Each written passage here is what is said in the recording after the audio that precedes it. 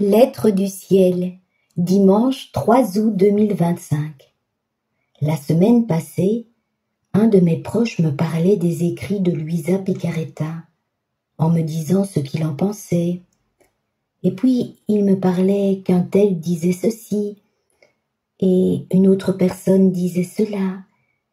Et au moment où il me parlait, voici le passage d'évangile qui a été mis en lumière dans mon esprit. C'est Matthieu, chapitre 16, versets 13 à 17. Jésus, arrivé dans la région de Césarée de Philippe, demandait à ses disciples: « Au dire des gens, qui est le Fils de l'homme ?» Ils répondirent: « Pour les uns Jean-Baptiste, pour d'autres Élie, pour d'autres encore Jérémie ou l'un des prophètes. » Jésus leur demanda: « Et vous, que dites-vous? Pour vous, qui suis-je » Alors Simon-Pierre prit la parole et dit: « Tu es le Christ, le Fils du Dieu vivant. » Prenant la parole à son tour, Jésus lui dit: « Heureux es-tu, Simon, fils de Jonas, ce n'est pas la chair et le sang qui t'ont révélé cela, mais mon Père qui est aux cieux. » Alors je vous propose de relire cet évangile, mais remis au goût du jour avec le livre du ciel. Jésus nous demande: « Au dire des gens, que sont les écrits de Luisa Picaretta ?» Ô doux Jésus, pour les uns, ils disent qu'ils n'en ont pas besoin, que seul l'évangile leur suffit. Pour d'autres, ils disent que ces écrits parlent d'une divine volonté trop mécanique et obsessionnelle, ne semblant pas laisser à l'homme la possibilité d'exercer son libre arbitre.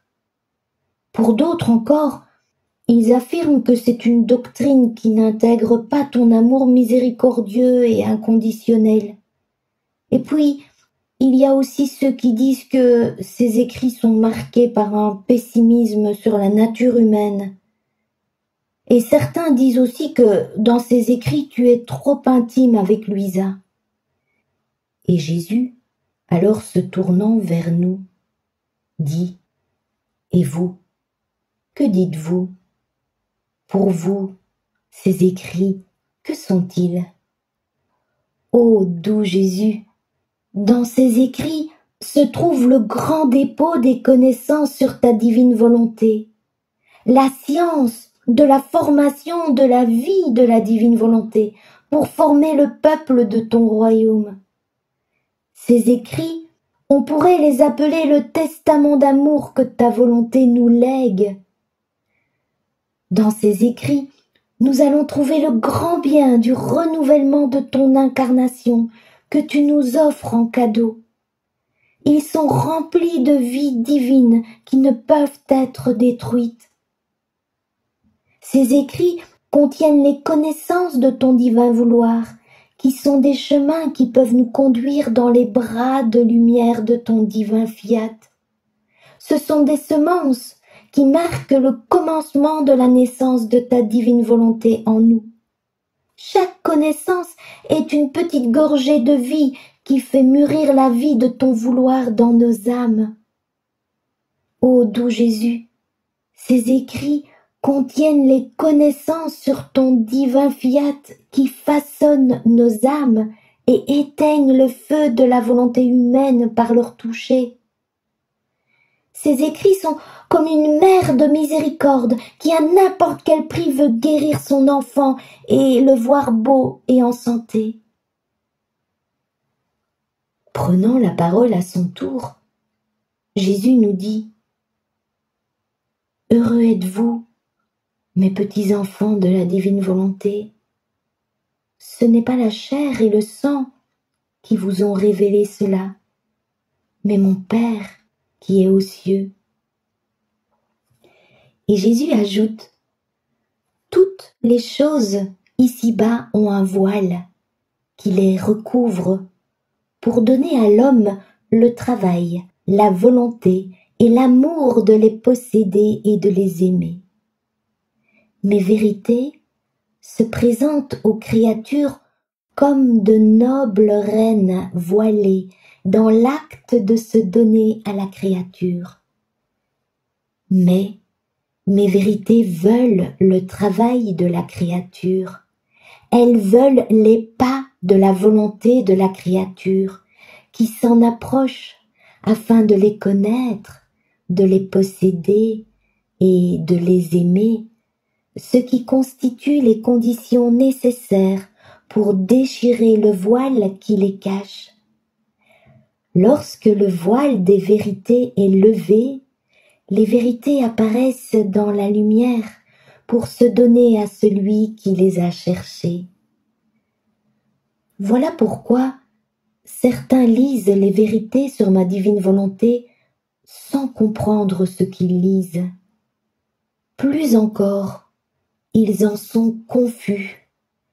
Il leur manque la vraie volonté de vouloir les connaître. On peut dire qu'il leur manque le travail pour les connaître. Et sans travail, on ne peut rien obtenir. Ils ne méritent pas non plus un si grand bien. Et moi, avec justice, je leur refuse ce que je donne abondamment aux humbles, à ceux qui désirent ardemment le grand bien de la lumière de mes vérités. Ô ma fille, combien de mes vérités sont étouffées par ceux qui n'aiment pas les connaître et ne veulent pas faire leur petit travail pour les posséder. Je sens qu'ils voudraient m'étouffer s'ils le pouvaient. Et dans ma douleur, je suis obligée de répéter ce qui est dit dans l'Évangile, et je le ferai par des actes. Je prendrai de ceux qui n'ont rien ou seulement un peu de mes biens, et je les laisserai dans leur misère noire, parce que ces âmes, ne voulant pas mes vérités et ne les aimant pas, les gardent sans les apprécier et sans fruit. Et je donnerai plus abondamment à celles qui ont, car elles conserveront mes vérités comme de précieux trésors et les feront fructifier toujours plus. Livre du ciel, le 2 août 1930. Ô béni sois-tu, mon doux Jésus, ce que tu as caché aux sages et aux savants, tu l'as révélé aux tout petits. Ô doux Jésus, rends-nous toujours plus attentives et fidèles pour que notre envol dans ta divine volonté soit continuel. Amen. Fiat.